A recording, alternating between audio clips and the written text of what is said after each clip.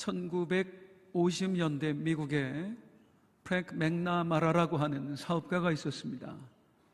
어느 날 자신의 주요 고객들을 초청해서 뉴욕에 있는 한 레스토랑에서 파티를 열었습니다.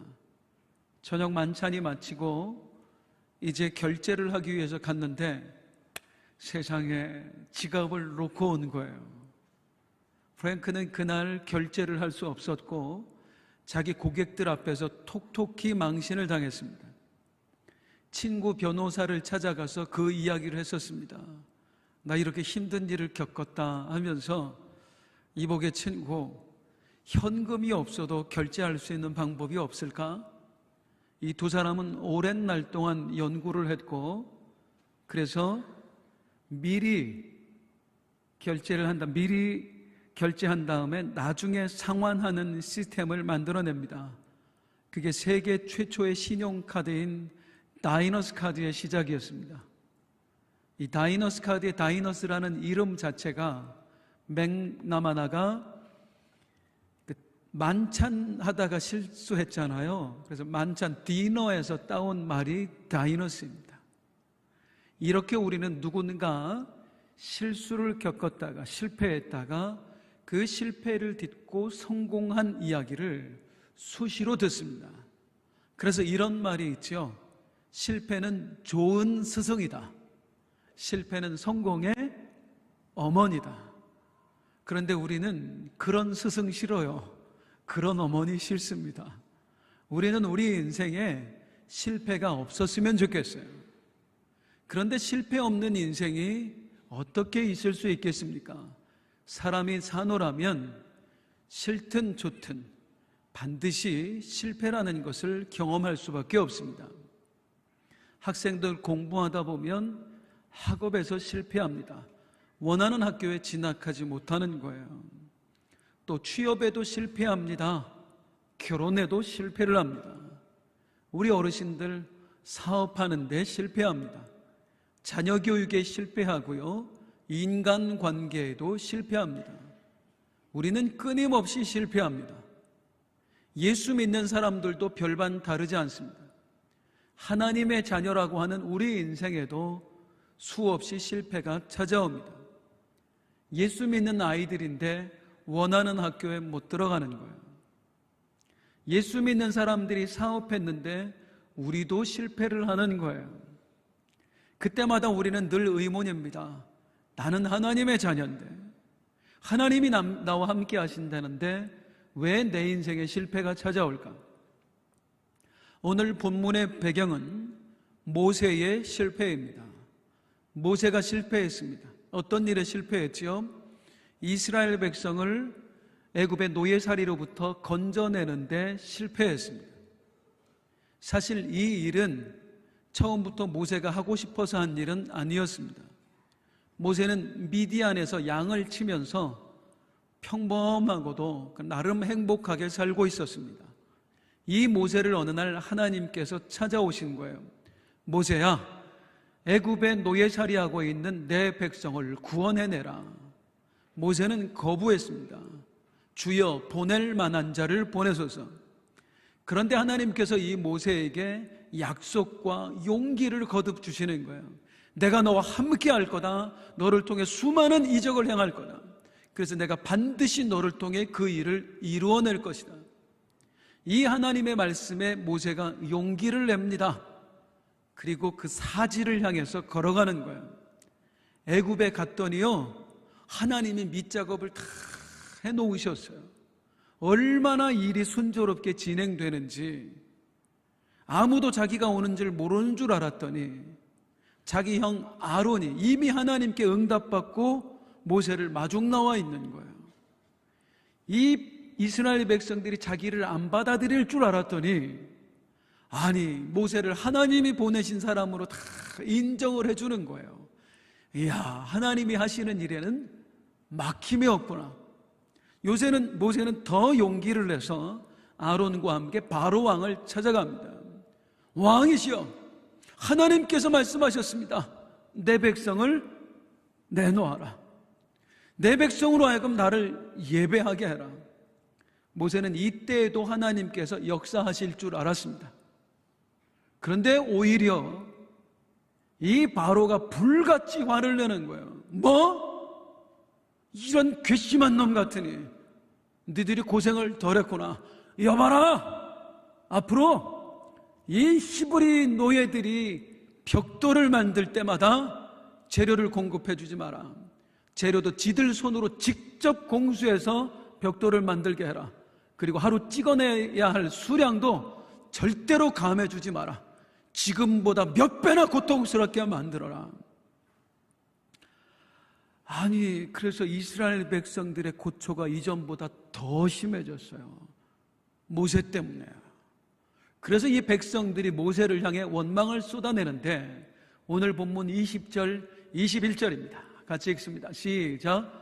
그들이 바로를 떠나 나올 때에 모세와 아론이 길에 서 있는 것을 보고 그들에게 이르되 너희가 우리를 바로의 눈과 그의 신하의 눈에 미운 것이 되게 하고 그들의 손에 칼을 주어 우리를 죽이게 하는도다. 여호와는 너희를 살피시고 판단하기를 원하노라. 이게 뭐냐? 너 때문에 우리가 더 힘들어지지 않았냐? 바로왕이 우리를 더 미워하게 됐고 우리를 더 괴롭히고 있다. 지금 여호와는 너희를 살피시고 판단하시기를 원하노라. 이 말은 뭐냐면 너희에게 하나님의 저주가 임했으면 좋겠다, 그 말이에요. 자, 이 말을 들은 모세의 심정이 어땠을까요? 처음부터 내가 하겠다고 한 것도 아니었어요. 억지로 안 가겠다고 하는 것을 하나님께서 여기에 갖다 놓게 하셨어요. 그리고 이 어마어마한 실패를 경험하게 하셨고 여기서 원망의 말을 듣게 하신 거예요. 급기야 모세도 하나님께 원망의 소리를 내뱉습니다. 22절입니다. 시작. 모세가 여호와께 돌아와서 아뢰되 주여 어찌하여 이 백성이 학대를 당하게 하셨나이까? 어찌하여 나를 보내셨나이까? 어찌하여만 두 번을 말하고 있어요. 그 정도로 지금 모세가 하나님 앞에 화가 나 있는 겁니다. 크게 하나님을 원망하고 있는 겁니다. 자, 모세가 지금 왜 원망하고 있어요? 내 일도 아니에요. 하나님이 시키신 일이에요. 내가 하겠다고 하지 않았어요. 하나님께서 억지로 떠밀어서 했어요. 분명히 약속도 해주셨잖아요. 내가 너와 함께 할 거고 이 일을 이루겠다고요. 그러니 모세가 지금 하나님 앞에 얼마나 원망스러워요. 이런 일들이 우리들의 삶에 수시로 일어납니다. 어느 날 기도하는데 하나님이 감동을 주세요. 그리고 내 입술에서 결단을 받아내세요. 아니, 성도님들, 사업하시는 분들이 또 고3 수험생이 주일 성수한다는 게 쉽습니까? 그 사업장 일주일에 한 번 문 닫으면 손해가 얼마예요? 지금 책 한 자라도 더 봐야 되는데 와서 예배하는 거 쉬운 일 아니에요. 그런데 하나님 감동 주셔서 순종합니다. 직장인이 그 피 같은 돈에서 11조 헌금한다는 거 쉽습니까? 그런데 하나님 감동 따라 하는 거예요. 피곤한 몸 이끌고 쉬고 싶은데 주님 감동 주셔서 결단하고 나와서 봉사하는 거예요. 그런데 하나님이 감동 주셔서 순종했는데 무언가 내 믿음을 보여드리고 싶어서 이 일을 행했는데 그로 인해서 내 삶이 더 어려워질 때가 있는 거예요. 오히려 사람들에게 손가락질 당하는 일이 생길 때가 있는 거예요. 그럴 때 우리가 참 하나님 원망스럽습니다. 아니, 하나님, 우리가 주의 일하면 주님이 우리의 일을 한다고 하지 않으셨습니까? 주님을 사랑하는 자가 주의 사랑을 입는다고 하지 않으셨습니까? 내가 너희를 책임진다고 말씀하지 않으셨습니까? 그런데 이게 뭡니까? 왜 내 인생에 이런 더 큰 실패를 경험하게 하시는 겁니까? 도대체 왜 그러실까요? 왜 하나님께서는 우리 믿는 사람들의 인생에 실패를 허락하실까요? 자, 이제 모세를 통해서 실패의 원인을 하나씩 짚어보도록 하겠습니다. 모세는 왜 실패했나? 하나님의 사람들이 하나님이 계신데도 불구하고 왜 실패하는가? 모세가 실패한 이유 첫 번째는 이 일은 본래가 어려운 일입니다. 성도님들, 아니 세상에 어떤 왕이요 느닷없이 누가 찾아와서 이 백성 내보내 주십시오, 하나님이 원하십니다. 그래? 알았어 데리고 가. 이건 미친 사람입니다. 왕이 뭐야? 이놈들 더 힘들게 하라. 당연한 거예요. 이런 반응이 당연한 거예요. 오히려 안 죽은 게 다행입니다. 원래가 어려운 일이었다 그 말이에요. 우리가 우리의 삶에 어려움이 찾아왔을 때 하나님을 원망합니다. 그런데 쉬운 일 아니에요. 우리 사업을 한번 예로 들어볼게요. 성도님들, 전문가들이 말하기를 통계를 내면 누군가 사업장을 열면 몇 개월 안에 80%가 폐업을 한대요. 20%만 살아남는데요. 살아남은 20%도 근근히 살아간대요. 그 20% 중에 20%만 성공을 거둔대요. 즉 사람이 사업을 시작해서, 우리가 사업을 시작해서 성공할 확률은 5% 미만입니다. 나머지 95%가 실패하는 거예요. 성공이 당연한 일이 아니고 실패가 당연한 일입니다. 이 세상, 여기서 살아남는 게 기적인 거예요. 사업만 그럴까요? 아이들 공부해서 상급학교 진학할 때, 야, 왜 좋은 대학 못 가니? 좋은 대학 못 가요. 얼마나 가기 힘들면 스카이라고 부르겠어요. 대기업 들어가는 거 하늘의 별 따기입니다. 실패하는 게 당연한 거라고요. 사업뿐만 아니고 공부뿐만 아니에요. 결혼도 요즘 하기 어려워요. 자녀 교육 실패하는 거 훨씬 더 많아요.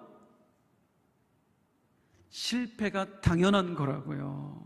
세상에 쉬운 일 하나도 없어요. 모세 실패한 거 당연한 거라고요. 어떤 왕이 그래 데려가 하겠어요? 아니 그래도 하나님이 약속하신 일 아닙니까? 하나님이 우리와 함께 하시지 않습니까? 전능하신 하나님이 도와주시면 얼마든지 역사가 일어나는 거 아닙니까?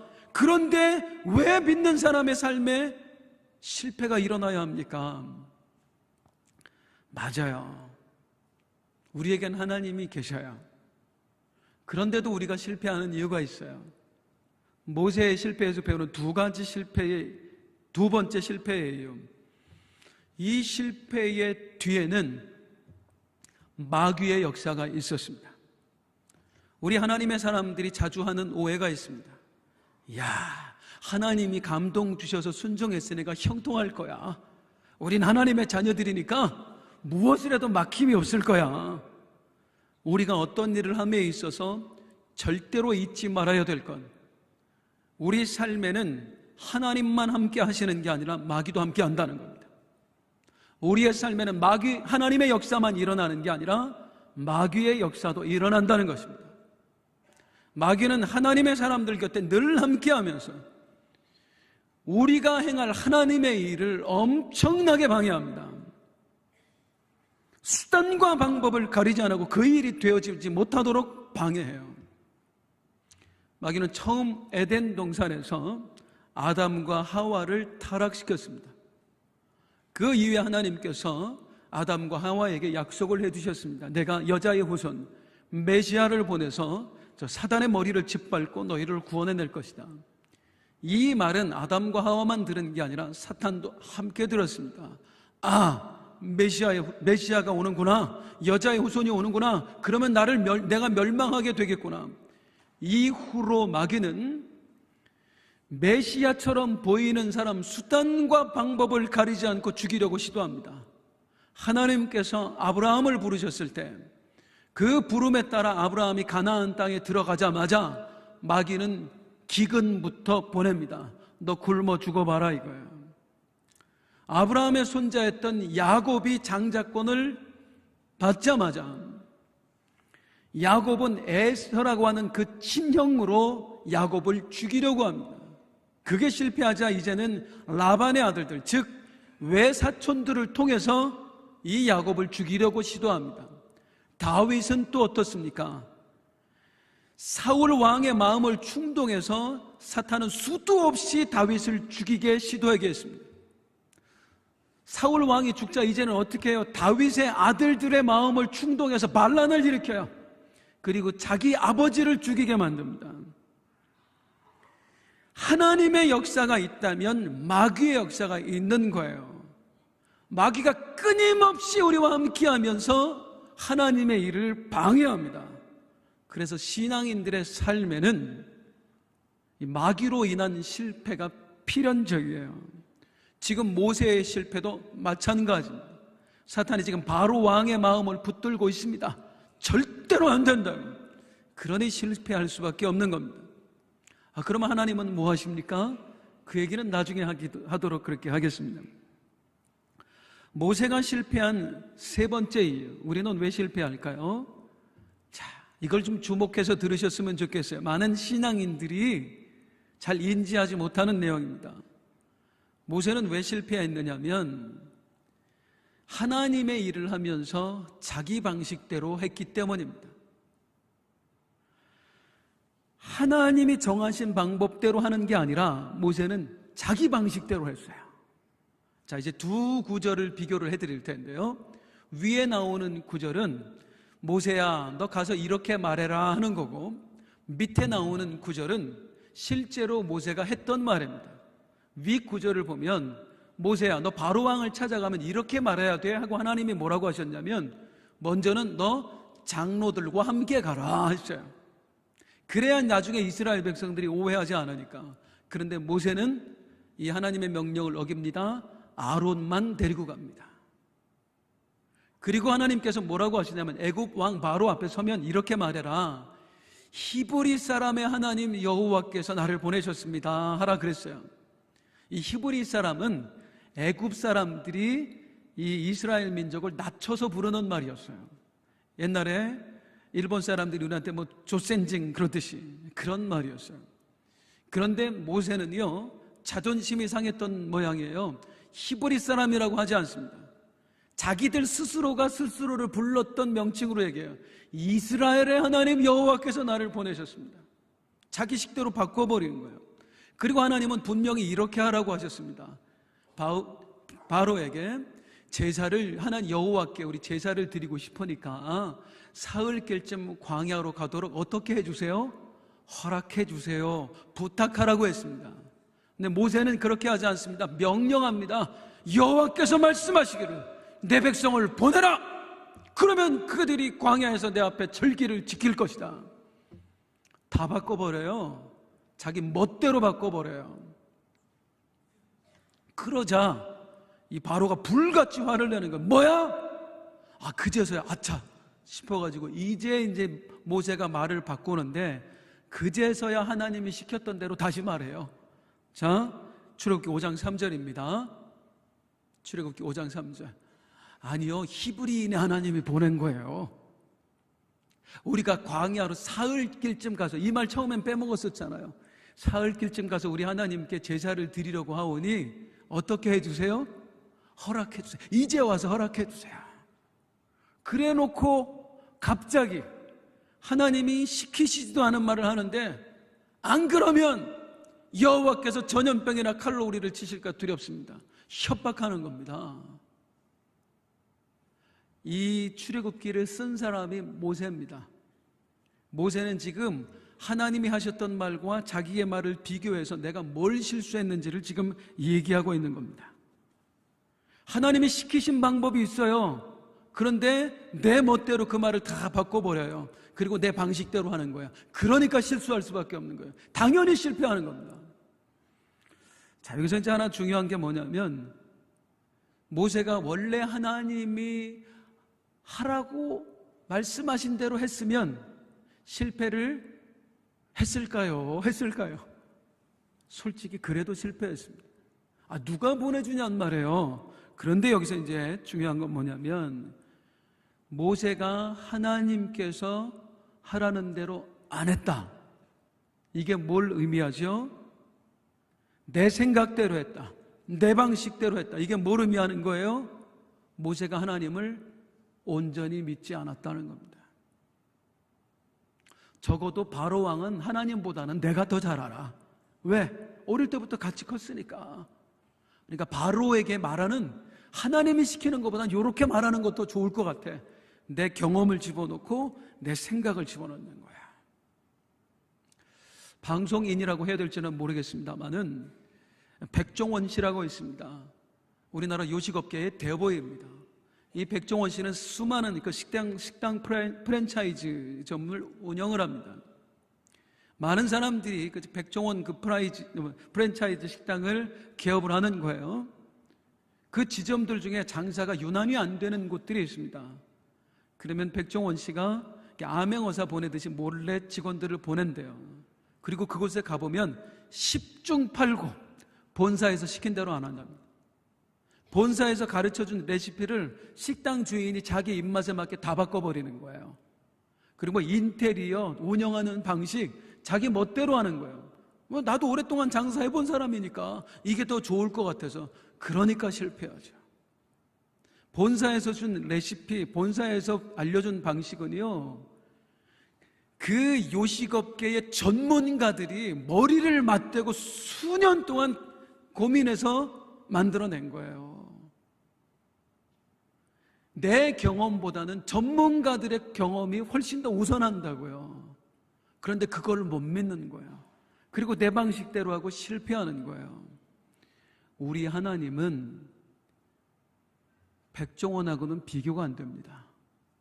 그 정도의 전문가가 아니에요. 우리 하나님은 전지하시고 전능하십니다. 완전하신 하나님이세요. 그런데 우리가 그 완전하신 하나님을 못 믿어요. 하나님을 온전히 신뢰하지 못하고 기도할 때 하나님이 주신 감동이 있거든요. 말씀을 들을 때 하나님이 주신 도전이 있거든요. 그렇게 해야 되거든요. 그런데 하긴 하는데 거기에 내 생각을 섞는 거예요. 내 방식을 섞는 거예요. 그러면서 성공하기를 원한다? 어불성설 아니겠습니까? 모세는 왜 실패했을까? 네 번째입니다. 모세가 실패했다고 생각하는데 사실은 이 실패했다는 생각은 착각입니다. 모세는 실패하지 않았어요. 하나님은 실패하지 않았습니다. 하나님께서는 모세가 바로를 찾아가기 직전에 이미 이렇게 말씀해 주셨었어요. 자, 출애굽기 3장 19절 20절 시작. 내가 아노니 강한 손으로 치기 전에는 애굽 왕이 너희가 가도록 허락하지 아니하다가 내가 내 손을 들어 애굽 중에 여러 가지 이적으로 그 나라를 친 후에야 그가 너희를 보내리라. 모세야, 처음에는 안 될 거다. 처음에는 바로 왕이 거부할 거다. 내가 여러 번 그를 친 후에야, 그러니까 10번의 재앙을 내린 후에야 바로가 굴복할 것이다. 하나님은 이미 말씀해 주셨었어요. 이걸 모세가 잊어버린 거야. 또 하나님은 왜 그래야 되는지도 말씀해 주셨어요. 시작. 내가 애굽 사람으로 이 백성에게 은혜를 입히게 할지라. 너희가 나아갈 때에 빈손으로 가지 아니하리니 여인들은 모두 그 이웃 사람과 및 자기 집에 거류하는 여인에게 은폐물과 금폐물과 의복을 구하여 너희의 자녀를 꾸미라. 너희는 애굽 사람들의 물품을 취하리라. 내가 너희를 거기서 내보내줄게. 수백 년의 종살이에서 해방시켜줄게. 근데 나는 그냥 내보낼 생각이 없어. 나는 너희가 그동안 수백 년 동안 받지 못했던 임금, 밀린 임금 다 받게 해줄 거야. 수많은 기적들, 이적들, 재앙들을 내리면서 애굽 백성들로 하여금 벌벌벌벌 떨게 할 거야. 그리고 너희에게 온갖 폐물을 지어주면서 제발 나가세요, 제발 나가주세요, 그렇게 만들 거야. 그러니까 지금 모세는 실패했다고 생각하지만 이건 실패가 아니에요. 성공을 위한 과정인 거예요. 앞으로의 10번이나 재앙이 있어야 그때 바로가 꺾이는 거예요. 한 번에 되어지는 게 아니에요. 이것은 그 성공을 위한 계단을 걷고 있는 과정이다, 그 말이에요. 그런데 그걸 못 봐요. 그걸 못 보고 지금 하나님을 향해 원망만 쏟아내고 있는 거예요. 참 우리가 어리석은 게, 제가 지금 현재 살고 있는 아파트 단지에서만 한 20년 정도 살았어요. 올해가 19년째인가 뭐 그래요. 제가 여기서 3번 이사를 했는데 6층에서도 살아봤었고 13층에서도 살아봤었고 19층에서도 살아봤어요.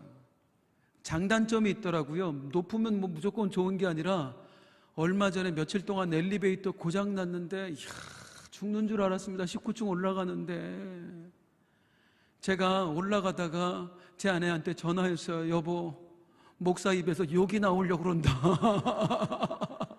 그 더운데 이게 뭐 한두 번 올라갔다 내려오는 게 뭐가 힘드냐고.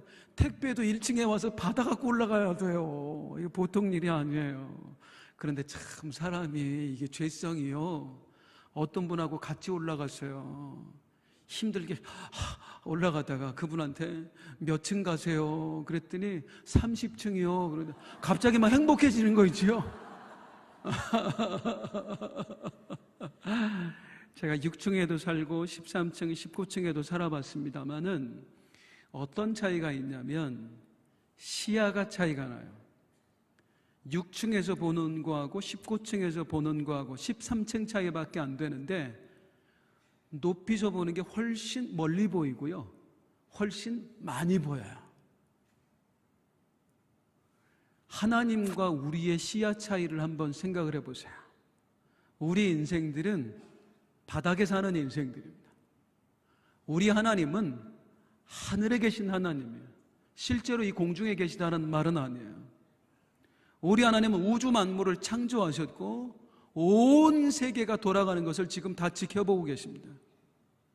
그 하나님의 시야와 내 시야를 한번 비교해보자는 말이에요. 1초 전에 제가 박수 칠 줄 아셨던 분 단 한 분도 없죠?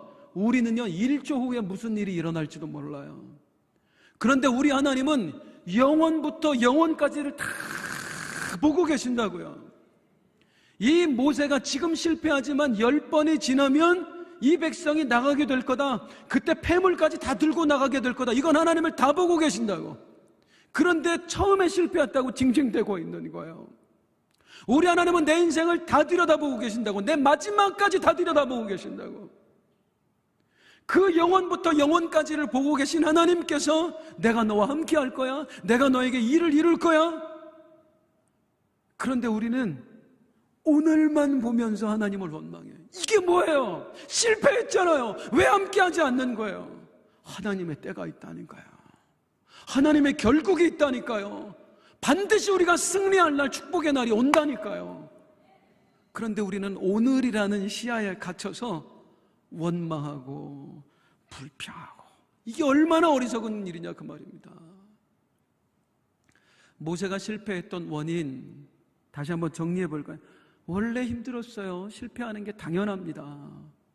뒤에서 누가 역사하고 있어요? 마귀가 역사하고 있습니다. 모세는요 하나님의 방식처럼 하는 것 같이 하면서 자기 방식대로 했어요. 제 멋대로 했어요. 사실은 실패가 아니었습니다. 하나님은 이미 성공을 계획해 놓으셨습니다. 내 눈에만 실패처럼 보였던 거예요. 그런데 모세는 하나님을 원망합니다. 어찌하여 막 하나님을 향해 원망을 쏟아냅니다. 사랑하는 성도님들, 여러분께서 하나님이시라면 이 모세에게 어떻게 하시겠습니까? 이미 다 알려줬습니다. 그런데도 안 믿어요. 내가 하라는 대로 안 했어요. 지 멋대로 했어요. 그리고 원망을 쏟아내는 이 모세에게 어떻게 하시겠습니까? 내 이놈! 내가 이미 얘기했지 않느냐? 그런데 왜 다 잊어먹고 나를 원망하냐? 내가 시킨 대로 안 했잖아. 네 멋대로 했잖아. 그러니 실패하는 게 당연하지. 우리 하나님 단 한마디의 책망도 안 하셨습니다. 하나님이 모세에게 뭐라고 하셨는지 한번 볼까요? 출애굽기 6장 1절입니다. 시작. 여호와께서 모세에게 이르시되 이제 내가 바로에게 하는 일을 내가 보리라. 강한 손으로 말미암아 바로가 그들을 보내리라. 강한 손으로 말미암아 바로가 그들을 그의 땅에서 쫓아내리라. 모세야, 이제 곧 보게 될 거야. 내가 강한 손으로 역사할 거야. 바로를 내가 굴복시킬 거야. 반드시 일을 이루어낼 거야. 그러면서 하나님 계속 뭐라고 말씀하시냐면 6절 7절이에요. 시작. 그러므로 이스라엘 자손에게 말하기를 나는 여호와라. 내가 애굽 사람의 무거운 짐 밑에서 너희를 빼내며 그들의 노역에서 너희를 건지며 편팔과 여러 큰 심판들로서 너희를 속량하여 너희를 내 백성으로 삼고 나는 너희 하나님이 되리니 나는 애굽 사람의 무거운 짐 밑에서 너희를 빼낸 너희의 하나님 여호와인 줄 너희가 알. 백성들에게 가서 말해줘.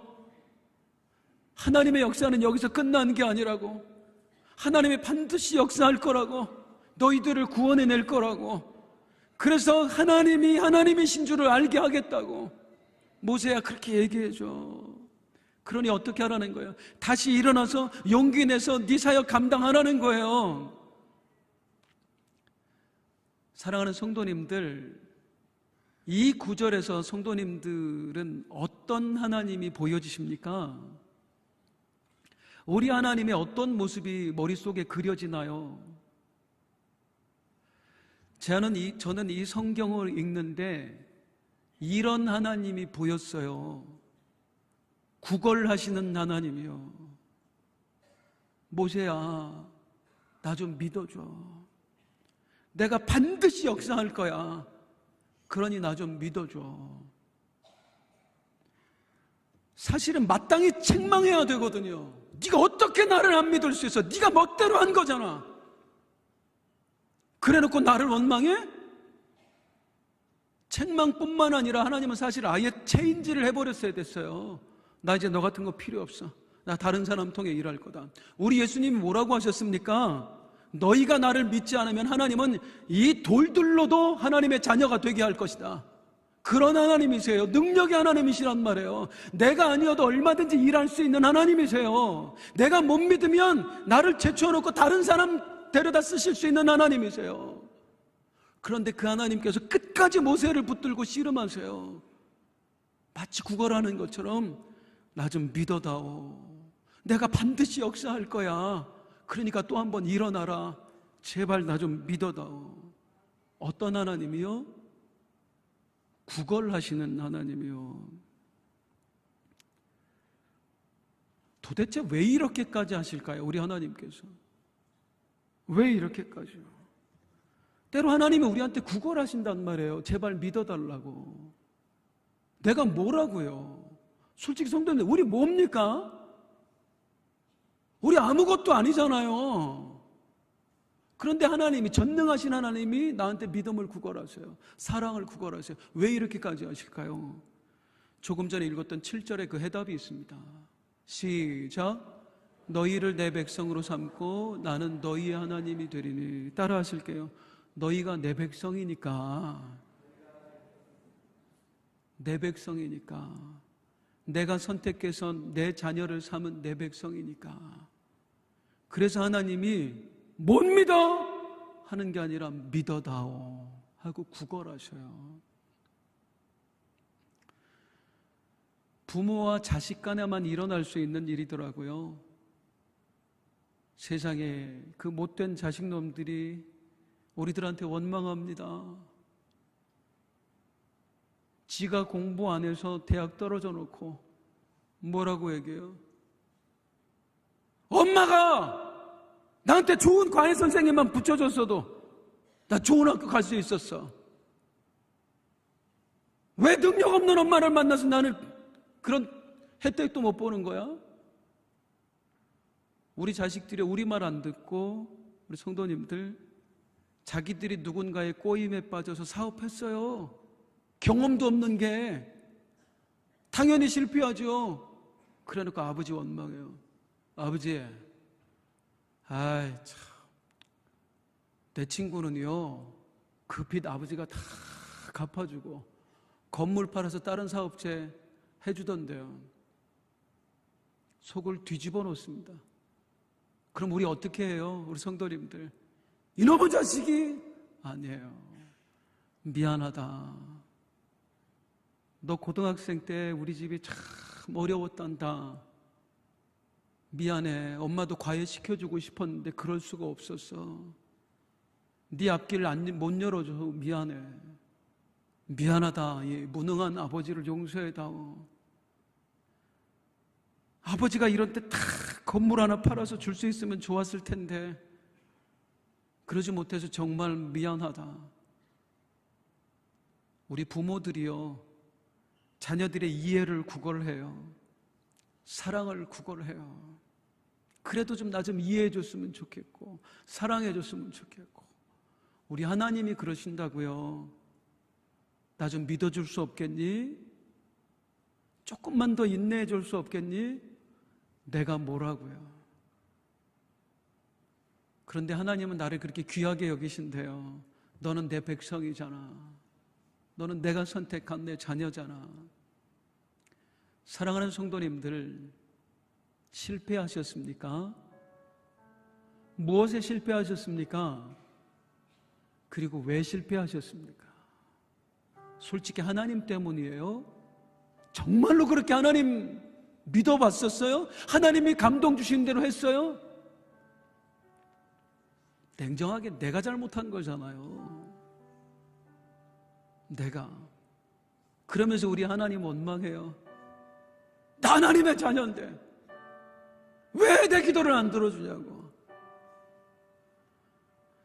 하나님께서 지금 나에게 사랑을 구걸하십니다. 믿음을 구걸하십니다. 사랑하는 내 아들아, 사랑하는 내 딸아, 조금만 견뎌다오. 내가 계획해 놓은 일이 있어.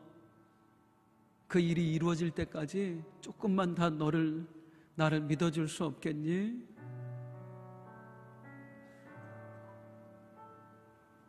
우리 그 하나님 붙들고 한번 살아봐요, 성도님들.